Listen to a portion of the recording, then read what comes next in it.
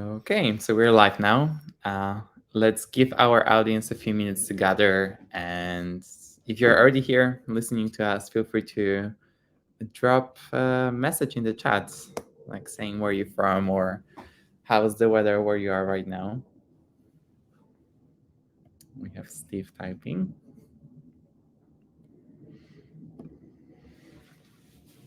Where is everyone on the call based in right now? Gothenburg, Sweden. Bernard, you're in Sweden. Where about in Sweden? Gothenburg. On the Still lovely haven't west made it coast. there. No, it's on the lovely west coast of Sweden. I need to check it out. I've only been to Stockholm so far. You've missed out. Next time.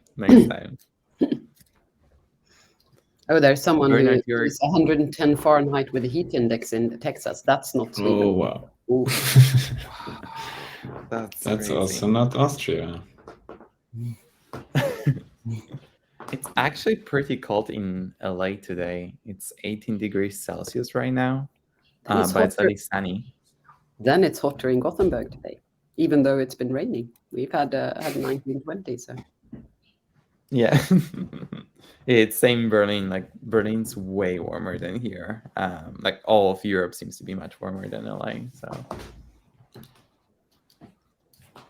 I guess we're missing out on the weather. I was going to say I felt very at home suddenly. That's a very Swedish pastime, speaking about the weather in any conversation. So. I guess everyone in Europe already does that. Because like we don't really do small talk in Europe, right? So we just talk about the weather. That's it. Very American as well, according to Marco. So, Hey everyone, good to see more people tuning in from the West Coast. Hey New York, Irish, very Irish too. We're like all over the place. Is there anyone from Poland here? I saw some people on the invites who are Polish. Anyway, let's give everyone like one more minute and we can kick it off. Not to postpone it too much. But basically, we're going to start with a short intro for everyone. Then we're going to jump to the questions. And then we're going to have a Q&A session. So if you already have some questions in mind, feel free to drop them in the questions tab. So you can, of course, drop them in the chat, but it's better if you use the questions tab, then we can pick your question and have it answered on the stage. Okay, so I think let's get started. So hey everyone, I'm Daniel from the Ready Player Me team. And if you don't know us for some reason, Ready Player Me is an interoperable avatar platform for your app or game.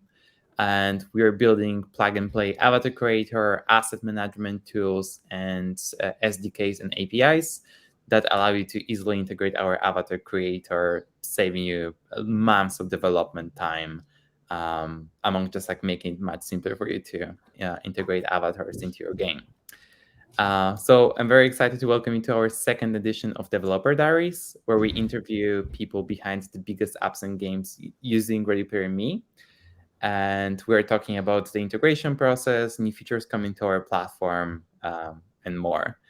And today with me, we have Malin Henriksen, who is Director of Operations at Hiber, and also Jonas Tageman, who is Director of Platform at Hiber. It's very great to have you guys. Nice to be here. Yeah, thanks. Thank you. And on our end, we have Bernard Ferscher. I probably butchered that again. Almost. Who is our product manager. Hey, Bernard. Hey, excited to be here. Yeah, really happy to have you all here. So today we're going to dive deeper into how Hiber integrated Ready Player Me into their platform, and also we're going to talk a little bit about our brand new monetization tools that we announced last week. But before we do that, I wanted to open up the conversation with a small icebreaker. So I asked you before we started the call, to kind of like get ready for this. So, which video game from your childhood had the biggest impact on your career and why? Malin, you look ready to answer that. Yeah, I'll give it to you. I actually changed over to working in the game industry or 3D industry quite late, just a year ago or so. But I think that the very first game I played, and I played it in so many times that I could kind of go around it without looking at the screen. It was a game called Chucky Egg, which probably tells you guys how old I am if you Google it. But I think that I've also played games all through my life, which means that when I got the chance to work for Hiber, it was a very easy step to take. I've also played every iteration of Prince of Persia up until the iPad one that just frustrated me massively. So I hand over to Bernard, I think, then. Right. So I think the biggest impact for me was definitely Counter-Strike 1.6, because like this had a huge impact because the amount of time I was playing it, and that made me actually repeating 1 year in high school, which opened up my interest in software engineering. And I think without that, I wouldn't be here in this meeting today.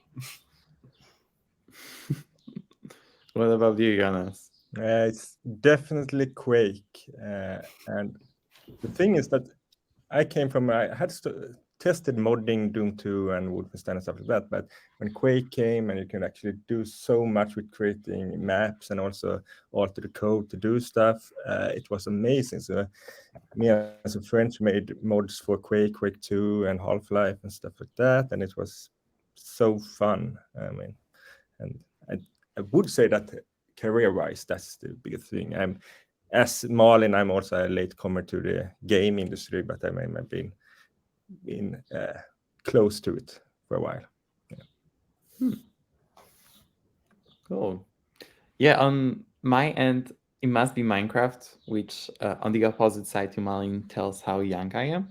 I started playing in the middle school, and I just loved like how much creative freedom it offered, and like that kind of like allowed me to expand that creativity. Just kind of like playing with Legos in like an infinite way. So I really love that.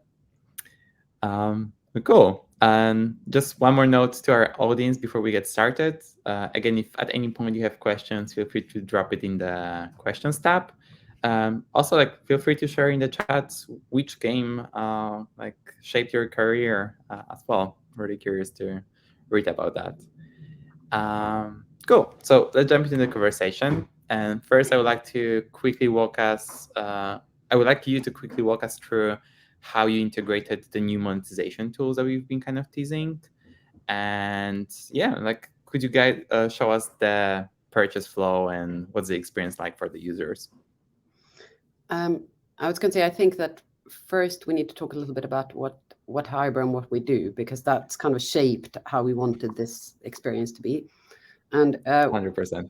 And our technology platform is called Hiber 3D. It's we've created our own very, very lightweight game engine. It means that it works on mobile web. It can be embedded in any website, and at the same time as it's compatible with pretty much any platform. So we're that's one of our unique selling points. It also, of course, has a set of services like multiplayer, identity, Web3 rails, but it also now then has the payment rails in it, which was really, really important for us. And we also have a website called Hiber World. It's powered by Hiber 3D, so we eat our own whatever you can think, and it's a UGC platform where anyone can create a game or a world in different ways. So we have all of these different things. We also have something called Hiber Development Kit, which is important because that is today the way that we add commerce. We have plans of how we can expand that as well to our more easy to use self-serve tools as well. Jonas will show you a little bit about how you work with that later, I think, as well. But the thought that we had when we started was that we wanted we wanted to use the 3D medium as much as possible. So it's not just a flat web shop where you can go in and search for different avatar items and you can add them there. We wanted it to be immersive, so you could actually go into a world and shop there. There was a couple of reasons for that. So one was the user experience. We're thinking that if you are immersed in something, if you have an affinity to something, will, for our sake, have a better conversion rate, but also for the user, it will be more frictionless. They don't have to go to somewhere else. But the other part, as well as our engine works embedded, you don't have to be on Hiber world to enter into a world. And lots of the complexity actually comes from that as well. We wanted, for instance, a brand partner that wanted to sell virtual items, that they could create a world, start selling quite easily, and do it in a world on their own website without having to set up a separate shop or to to send people to our website and our avatar shop. Or I want to say send people to Ready Play Me's website. They could do it all on that. So that's a little bit where we started. We also wanted to kind of emulate the good things about shopping in real life. So removing all the queues and the sweaty changing rooms and stuff like that. So that was where we started with all of this. And that's where I think that you have a film that you can show, Daniel, of what the flow, one of our flows looks like right now. Sure thing. Let me load it up very quickly. So yeah, this is the purchase experience inside of the Hiber world. It's really cool. That's like actually part of the virtual world itself.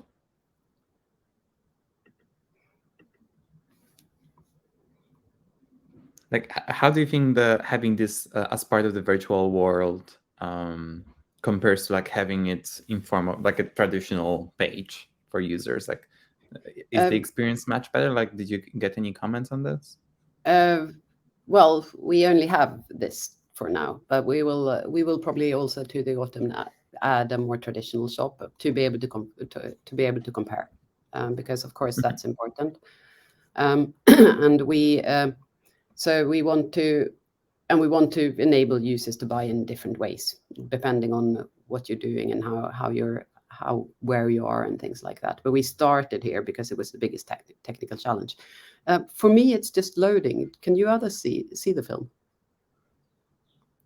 Yeah, like the film. Then I'm assuming that everyone's seen it. I've seen it a couple of times. So if you then go into a world, and you can place this in any world. This is the film was of a specific shop world where we had a few items, but you can put it into an obby game, for instance, to have it in the end or have it somewhere else. Right now, we can only do it through our development kit, but we also want to be able to do this with all of our users. And you can then buy without ever leaving that world and immediately in the world equip. And that's where we worked with Bernard on all of those really, really complex APIs that I think Jonas and Bernard will talk a little bit more about. And I think that the very first challenge when we came up on when we started this, that we talked quite a lot on and came up with a good solution together, it was the fact that if you want to have that shop experience, if you go to shopping in real life, you don't have a guest body, which we have in a game. You have a guest avatar. So I think that that's really where we started, and then we kind of worked ourselves down the user journey and solved problem after problem after problem. So I don't know, Jonas, do you want to talk a little bit about how we did that, maybe? We can start off by saying that one of the big decisions we took early was that we should start using the Ready Play Me avatar as the default avatar for our users. So, because before we had our own look and feel, so to say, we had the Hiber head, which is a really nice avatar we used. But when it started going into and changing to a Ready Play Me avatar, the change was pretty big. So, it made sense to have the same similar looking avatars from the beginning. And so that I would say, was a quite big decision that we took just to make this even more seamless. And the next step, I would say, would be that, okay, you can have a Ready Play Me avatar on your guest account, because when you go into a Hiber world, you're usually a guest, you're not a registered user. So the not registered user will have a Ready Play Me avatar, but then when they want to switch to a new avatar, we actually need to set up a registered user. And that means both on our side and the Ready Play Me side. And this was something that we in the beginning had quite a lot of discussion with Bernard and how to do this in the best possible way. And I do believe we actually have solved that pretty well. And I think that's very like the fruits from this really good collaboration. And basically what we do is that when you register a Hiber user, in the backend it sets up the connection with the Ready Play Me, creates the behind the scenes the user on Ready Play Me. So the Hiber user isn't actually fronted with the Ready Play Me user at the case, but then when you start actually switching or going into the avatar creator, we can create your own avatar in your own persona. Then you're fronted, okay, I have some kind of Ready Play Me integration here, and I can from there create a fully fledged Ready Play Me user. Right. Or is something you want to add to that, Bernard? Yeah, I think they like we from Ready Play Me side, like we are well aware that like not every user on the internet which comes to your site has a Ready Play Me account, and like we need to find a solution for both, like for those users who have a Ready Play Me account and come from the Ready Play Me platform to Hiber, but also for those who don't have an idea about Ready Play Me, and then Ready Play Me just acts behind the scenes as the avatar system. But also we want to make sure that this migration works seamless. So what happens if I come as a guest to Hiber and then at some point I want to convert my Hiber user or my guest user to a Ready Play Me user, like what happens to my assets? And these were like some of the challenges we faced during implementation. But I think further down, Jonas, I think we can, or you can show how this works, right? And I mean, we don't want to create this like only Hiber world place where you can have your avatars and stuff.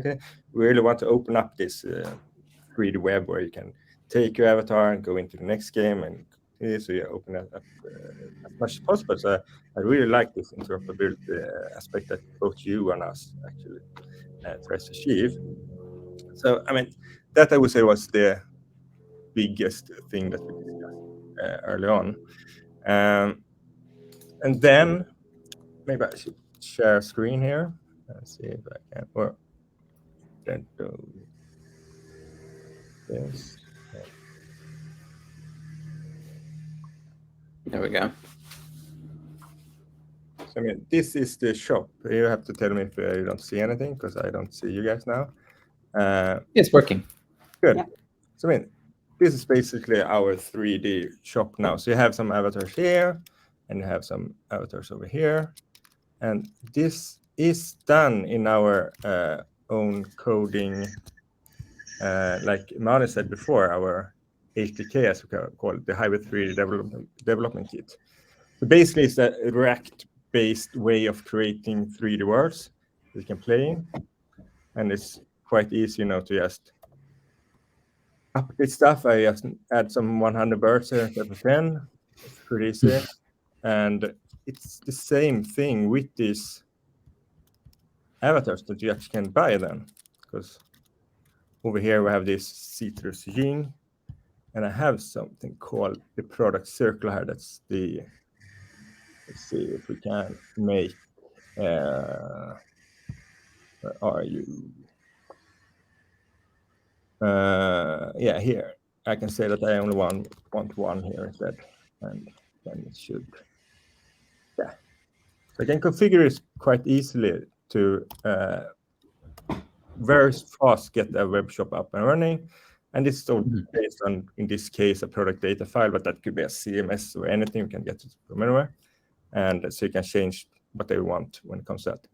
And then when you go into the actual where to buy here, it's actually open up a, I hope it just takes a while now. We'll see. But it basically opens up a web page. So we have our purchase flow here, and you can go through the whole flow. And this is total customizable very easily also. So a big thing of our effort here was to make the effort as the experience as good as possible, both for partners that you want to work with to sell stuff, but also for the developers that want to create stuff, and also the users that want to go in here, not having to deal with too many things going in there. And here you can see that this item has a Hiber account to use. So if I try to buy this, I have to sign up, and that's where we actually then do this merging with the ReadyPlayMe account behind the scenes. I think it's worth mentioning that all the payment process and the transaction is all happening on Hiber side. So from ReadyPlayMe, when we talk about monetization tools, it's actually not about the payment process, but it's about unlocking an asset for a user. And that's actually all you currently do with ReadyPlayMe. The upside with this is like you can build with any payment provider. But the big downside, of course, is you have to implement it yourself. So I think going forward, also from ReadyPlayMe side, we want to make this whole journey more complete. But for us, this partnership with Hiber made it possible actually to start quickly and not from our side think about the whole monetization solution, but just like go with the MVP of unlocking assets for a user, and the rest is actually on Hiber side. Yeah, and so we choose another payment provider for this. I won't name them, but they are mentioned here somewhere on the screen. And I mean, that made it both nice in one way, because we could focus on the ReadyPlayMe APIs for the stuff that you are working on, like avatar stuff, unlocking, doing all of that, creating this guest account or this ReadyPlayMe account behind the scenes. And then we can work with a established company for the actual payment. And maybe we can talk about like the difference between working like big companies and small companies. That's a quite big difference there. But it's also, it became an issue with API sequencing and handling. Okay, which flow should we do this? It's not just that we can say, I want this avatar from ReadyPlayMe. No, we have to handle the payment before, we have to set up all of that, So it became a little bit of a juggling with APIs. And we have some kind of flow chart here. I'm not going to go through it that much. It's a product of our amazing developers, Victor and Gabriel, who's done this in an awesome way.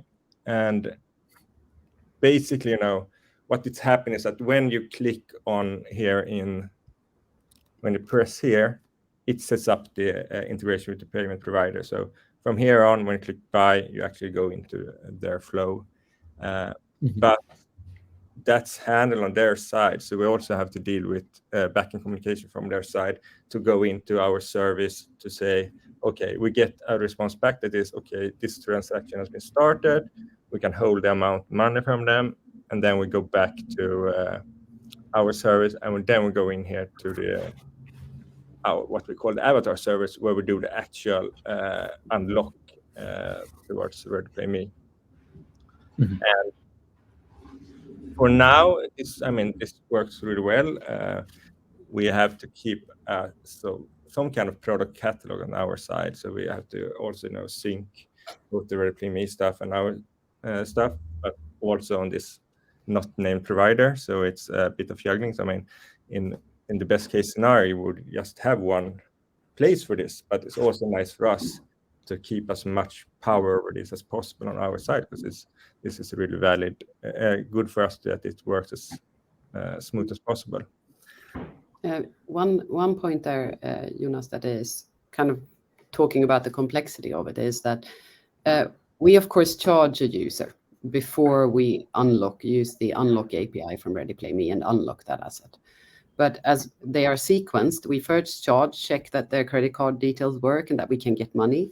Then we unlock. So if there's something wrong, if we get an error back from ReadyPlayMe, we then need to be able to handle that and actually both tell the user something usable, but also handle it in the back end. And that was something that we implemented quite late when we started noticing in testing that happened from time to time for different reasons. And there we then added in that we had to retry that unlocking a couple of times. And if it doesn't work, then we need to go into something else. So that's an example of that complexity of using different APIs from different people and things that we probably didn't think about to start with, but discovered through that process a little bit. Yeah. And what actually happens when you do all of this API, you have the unlock API that actually gives you the possibility to equip a asset. And then when you have done that, you later on then, as you can see here, we come back here, we actually see, okay, we have bought it. Then we can see that we want to equip this also for the actual user.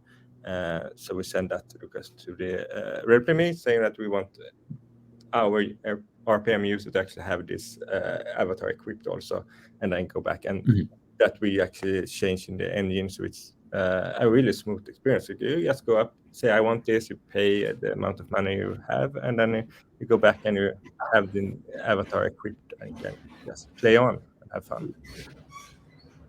And that was actually one of the first, apart from implementing, the first thing that we did wasn't related to ReadyPlayMe, because we talked about how we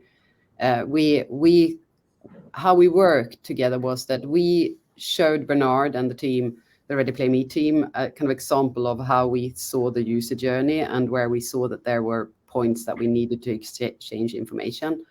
Bernard and the team then went back and thought about how to design this, came back to us with a design. So not a ready API, but just, hey, how would this work? We discussed it. I think there were small changes, but I think that it was a lot of it was exactly spot on what we needed. And then you guys went away and built it, and that took a little bit of time. So where we actually started was to develop the ability to, in a session in the game, actually be able to reload the avatar, which was the basis then for the equip functionality. And we did that by integrating the avatar creator, so that the functionality from ReadyPlayMe that we already had into and the game UI, and then worked on that while we waited for all of those APIs for creating new users and to be able to to then change status of them and all of those things. Well, thanks so much for sharing the details when it comes to how it works in the backend. It's great to hear that we've been able to work together to make all of these APIs work for you, and it's such a smooth process for the users. I think what's important to mention, and that's kind of referring to the questions that we got in the chat, is the scope of this current release. So right now we are on the Outer Kingdom collection, which is our first ReadyPlayMe created collection. So assets created within that collection are compatible with other apps and games on the ReadyPlayMe site. So they're interoperable. So if someone buys them in Hiber, they would also work in other apps. But moving forward, but also we have assets that you can sell only within your own app, right? So if you create your own assets, you can have them just in Hiber, and they won't be interoperable. You have an option to create those as well. But you only opted in. Yeah, let me say something, because it was one of those things that we discussed quite a lot. And for us, just like Jonas said, interoperability is one of our key values. We don't care if someone buys something in spatial and uses it, like the example that someone gave in the chat here, and uses it on Hyperworld, or vice versa. So everything that we sell on Hiber World will be interoperable. And we have, that's even refers to some of the things, the next release that we'll do next week. It's outfits that we created ourselves, but we work then with your team into making them interoperable, so they work across platforms. And we think that's a key thing. It is one of, we actually do still get questions from users on other outfits from Ready Play Me that they can't use on Hiber World, that they've unlocked or put on their avatar in other places. So for us, that was really, really important. And we did have a lot of conversations around it as well on how do we make that work. So I think that Iana, who's asking that, yes, if you buy anything through Hiber, it will be something that you can use on other sites as well. Right. And like in the future, when we'll be opening up the monetization tools for other developers, it will be locked only for assets within your own application. But moving forward, that's for sure something that we want to open up besides the assets that we provide, of course. There's a lot of details that have to do with like content moderation and so on that are a bit problematic. But yeah, moving forward, definitely interoperability is one of the core values when it comes to our company. So we want to stay true to that. Just one more question, like before we close out the top this section. Was there like any feedback that you got from the users so far when it comes to the assets, when it comes to the purchase flow? What's the experience has been like so far for them? Not really on the purchase flow, which is good. It means that they get it. I think that we've gotten some that I've fed back around as well to you guys, that they have issues finding some of the outfits they purchased in the avatar creator, but I know that you're on that. So not a huge amount of assets on the process, which is I see as good. If people have to ask questions about the process, then there's something wrong with it. We want them to be able to do it without having to think and ask questions. Yeah, it's very straightforward for sure. You kind of started talking about the different challenges we both run into. So I want to like discuss that a bit further. So with the account linking, like this is something that we've been building very closely with you together, and I think like that's a lot of challenges that we like discover on the way. So what other challenges do you think like? What other challenges did we discover like on both sides? So Bernard, could you like share something on our side when it comes to working with Hiber and fixing some things that we found on the way? I think the main challenge for us in engineering was like that we built a lot of features for internal use cases, and all of a sudden a partner came around the corner and, hey, we want to use this, and hey, we want to use this, and hey, we want to use this. And then on top of this, we have the API keys, like the whole authorization mechanism, building at the same time and like merging and bringing all together so that it's a workable solution for not only for us internally, but for a partner.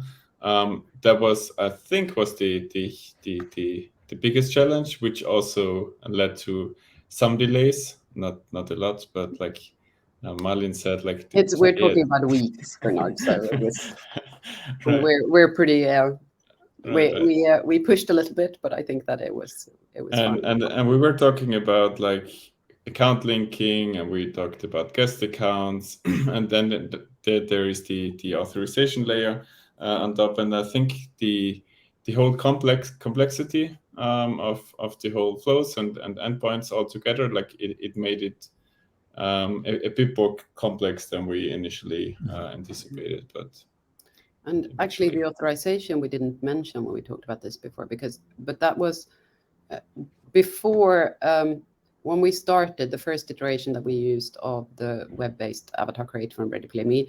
It was communicating with cookies, which meant that if you were on a shared computer, which a lot of our users, our kids are, you could access someone else's avatars. So that was, I think, that one of the biggest feats that Bernard and team did, that we went over to a secure session and using tokens for that instead. Because of course, when you buy things, all of a sudden it becomes even more important that it's your account and your things that you can access in a way. So that was also one of the things that we did in the back end that users really don't notice. But it was a really, really big and important change that enabled us to then do the more user fronting monetization in a way. But I think that one of those examples that we solved well together was, and I don't know why we came up on this problem late in the process, Bernard, but of course, because of technical reasons, there's different skeletons. There's a female and a male asset, but we don't want to show that in a world. We don't want the user to have to think about, do I have a female avatar right now or a male avatar when they purchase, and add the separate in. And I think that it's once we actually pinpointed the problem, we together, so both teams sat down and discussed what could we do, agreed strategically that we don't want to stop a man from buying a skirt if he wants to, or having a skirt on his male avatar. And we don't want them to have to choose based on it and have to put in that they want the female one versus the male one. And then I think that you guys, Bernard, went back and thought about it a little bit, developed a plan, both a medium term and long term. But we all also realized that wouldn't be possible to get out for the release date that we both wanted. So what we did then was, which is what we're doing right now, waiting for the medium term solution, is a workaround. So for us, technically, what we do when a user actually buys this is that we unlock two assets. We unlock both a female and a male version, because if a user wants to change between avatars, of course, they should be able to use the thing that they purchased. But then once the user then clicks on that equip button, the last one in that purchase flow, then what we do is that we use another API endpoint to check what gender is the avatar that the user is currently using. And then we send in to the equip API from Ready Play Me, we send in that we equip it with that specific asset, so the female version of that asset, which means that the user then gets it equipped on their avatar no matter of gender. That's, I think it's an example of a good way of working, that we work together on solving the problems. We agreed strategically, which is important, that we have that kind of foundation of this is where we want to be. But then we work together on coming up with solutions, both longer term and shorter term in a way.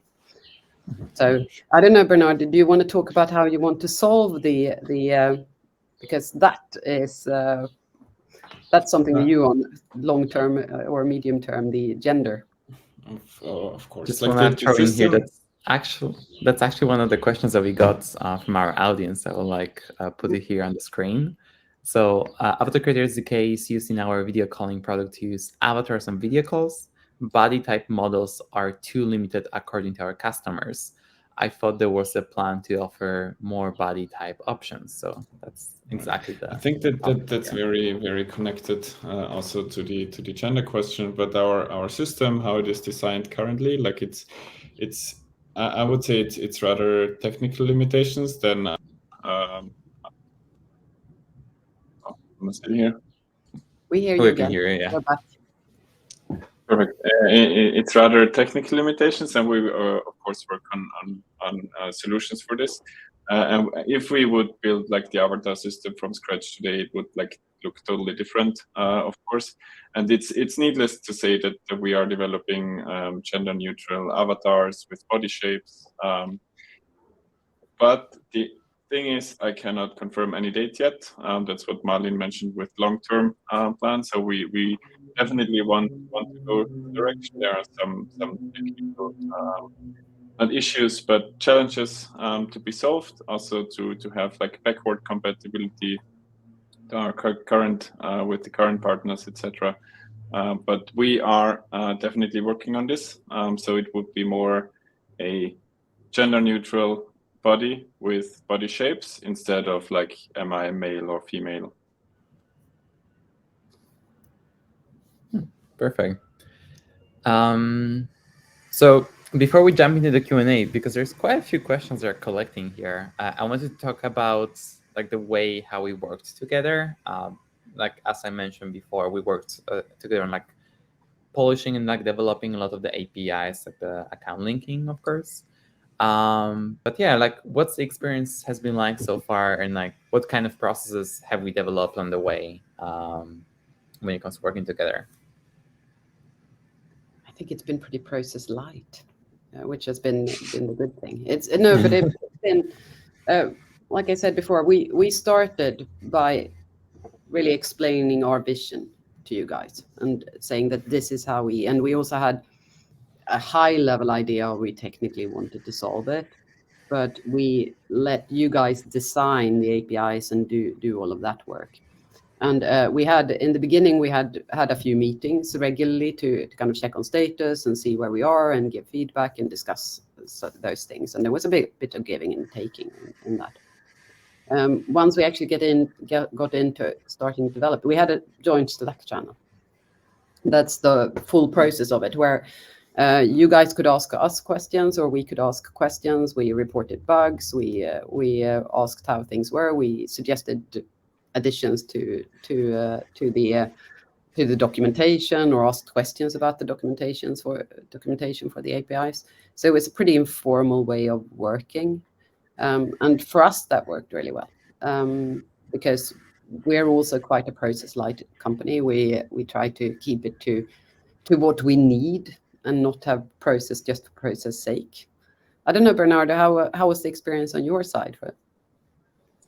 Yeah, I think like we were, like both of our teams were very lucky because our roadmaps were very aligned. So you came up with this idea and your vision, and this was like very aligned what we wanted to develop next.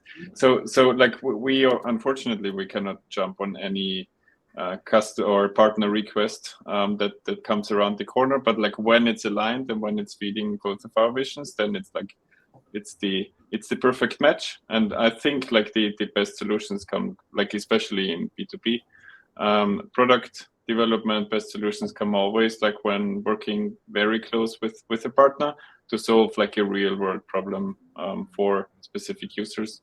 And I think like after our 2 to 3 kickoff meetings we had initially, aligning on the vision and stuff, like we got like in how can I say it, like in production like very soon. Like we developed all the APIs and endpoints, and then I think it was more to our developers, like the kudos and the collaboration goes more to the developers because they had like really close collaboration on Slack and direct communication. So it's not like everything goes to the team lead, and then team leads communicate, or technical account managers communicate with each other, and then down the ladder again, or up, however you will see it. but like developers were exchanging ideas, and especially in the testing and QA phase, collaborating very closely, which I think is a huge part of the successful implementation. Yeah, I mean, I'm old and bitter and damaged by enterprise companies, so I envision every time I start working with a partner or to be a partner, you have lots of meetings and just go back and forth. And from my side of it, we had like 1 or 2 quick meetings, and then we had some, this is how we would like to do it, and you had some response back to it. And the next meeting, you just presented the whole, like the APIs and the flow and everything, and it was so aligned with what we wanted to do. And we're like, wow, this is what you wanted, basically. And it was so nice. And then you also said, yeah, and it will be done in a month or something like that. And it was so aligned with everything. Because I mean, I thought, okay, this is months away, and we never get that phase that we wanted to do with this sprint that we have actually reached now, because we had a quite aggressive plan and we actually made it. So I think that's amazing for both sides actually do this. And I think also one of the one of the reflections I made together with one of our developers just the other day was that we the unnamed big payment provider that we also integrated with. Of course, they had a huge amount of documentation. They had a uptime over 100%. They have all of those things. But for us who wanted to do something that wasn't standard, that where we're pushing the boundaries of what you can do, actually making things work in an embedded environment cross domains is quite hard. Then they were too kind of in a square box. They weren't flexible enough. We couldn't ask questions. We couldn't have that conversation. And I think that's really what we appreciated. That there was a give and take, that we could always ask questions, that we could discuss solutions together. We could come up with those, not on our end and tell you how to do it, or the other way around, that you told us how to do it. I think also one of those good things, especially when you do API development, that is a little bit, you just do something and then you wait for others to use it. It's good to have someone who actually tests it out straight away in a live situation like we did. So I think that's also something I've heard from some of your developers, Bernard, that it was good to have that, because then you can test your documentation. You can then also see if it actually works in a real scenario, not just in your QA scenarios. And we appreciated being on that end, because then there was also a flexibility of discussing solutions and getting the support we needed for implementing some of those. I must add here that just to like end on that note, working with Elaine and Sean from your team has also been amazing when it comes to like marketing and PR. So I can only like relate to like the speed of the collaboration as well, but also like having the common learnings and kind of like evolving together and adjusting our tools and like our resources based what we hear from you. So that's been really great, like shaping this launch, but also like the past launches that we did together. Cool. That being said, I would like to jump now to the questions from our audience, and there's quite a few, as I mentioned before. So our first one is from Amir, who is asking if cryptocurrencies can be used to purchase avatars, if there is any policies regarding usage, including like which blockchains and contracts can be used. Can native tokens of the applications be utilized for this purpose? Bernard, would you like to talk about the technical limitations on our end when it comes to this?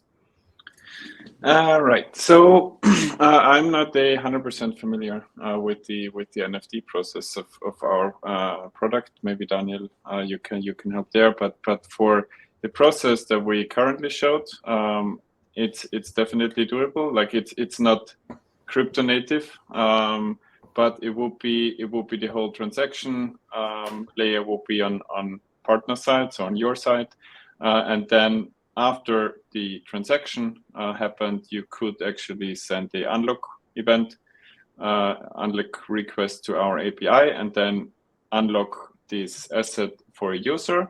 But it's like stored in a database, not on any wallet or something like that. For that, we have different process, but I am not like 100% sure how this works. But it's currently more a manual thing, right? Yeah, like on our end, like the most recent example would be Minureal. So in their case, their avatar collections can be redeemed on ReadyPrime through integration with Solana. So if someone connects their wallet, then they can bring assets that they have in their wallet to ReadyPrime. I guess in this case, how it could work is that if someone owns a specific asset in their wallet, they'll be able to like redeem it. But that redemption will have to happen on partner's side. So it's like part of the purchase flow, kind of.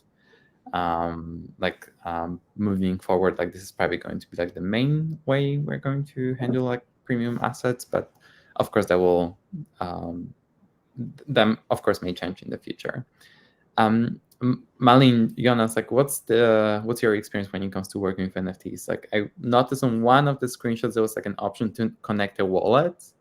but I'm not sure how important that is. We are not. We don't have cryptocurrencies, but we have a way of logging in with wallets. We haven't talked about how or if we're going to connect that to our commerce system at all just yet.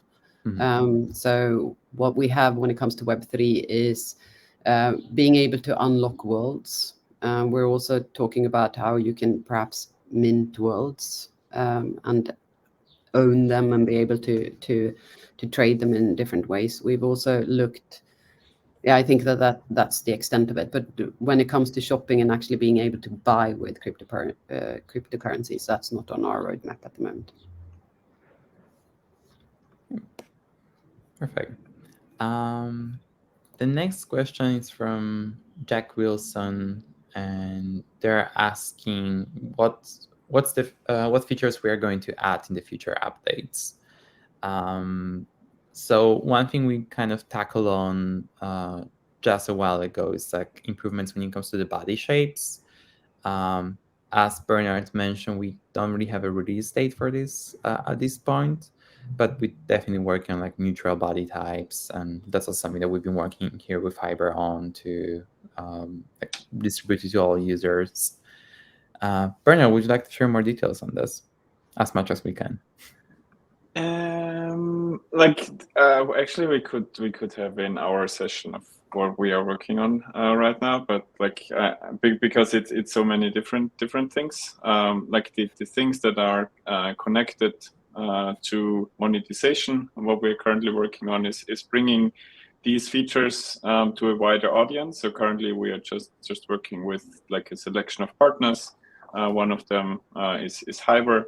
But we want to bring account linking and guest accounts and creation of default avatars, all those endpoints to the public beta very soon, so that it's easy for everybody to start playing around. And for the asset part, asset creation part, because there was also one question I already answered in the chat. We are working, like currently it is doable to create your own asset in Blender and then upload this on the asset manager in Studio, like our developer dashboard. But we are also working in making this process easier and more like, so that you don't have to have 3D experts on your team, but you could just design from a selection of ready to use templates and then create your own texture on this, like for example a logo or something like this. So we want to make this asset creation as easy as possible for our partners. Right, so that's also something that's coming up in one of the future updates. I'm just also showing now on the screen what's the asset manager like at this moment. So that's something that all the partners have access to right now. And yeah, the tool that Bernard just described, that's also coming up pretty shortly. Yeah, so, oh yeah, I see another question from Iana when it comes to this. Yeah, and there's one more question I think might be worth answering. What are guidelines from the intellectual properties points of view? I would say, I mean, we don't really have guidelines when it comes to this at this point, since it's a limited beta, of course. But like, it's in partners' interests that the content that they sell is like legal. That's why at this point we are only offering content created by Ready Player Me, and also partners who are participating in the beta. But like moving forwards, like of course we won't allow like selling content that people don't have rights to. But that's like, I can say from our end, because we worked a little bit on. Of course, we have a contract with you guys that reflects that, of course. But we're also, our next release, that's hopefully coming next week, will be on some custom-made avatar skins for with a partner using their IP, and then we also have a agreement, a contract with them on the fact that we can use that and we can sell it, and also then an agreement on how we share profits and what we do with them. So I think it is something that we're going to need to be very, very careful with and work all through the chain, because we also want to make. I know that other people are asked about that as well. That we want to make this more open and more people be able to both create and sell outfits. But I think that that's one of the big challenges that we need to together work on. Right. Yeah, that's also the reason why like the initial launch that we are in right now is so limited. And that's why we are working with Hiber, like teams like you and some of the other partners to polish those things for a wider audience. But yeah, it's been like a lot of learnings for sure. But we're developing this together, and we want to make sure that like all the needs of our partners are answered before we give it to a wider audience to use. And I think there was also a question around, especially those full body outfits. I think it's important to realize that, because I explained it to someone internally here the other day, that underneath those full body outfits, the cookie one that we showed, Ginge, there is still your avatar. So it's still just a outfit that you put on it. And I think that right now we're selling both clothing and those types of full body outfits. But I think that one of the things that we've talked about is to also be able to add other parts of the asset library. So hairdos or cosmetics and things like that. So there's no, I think there are still some limitations in the systems that is outfits only, but it's still not that we're selling a full avatar. We're selling an outfit for an avatar that you can, for free, configure through our site or through the Ready Play Me site.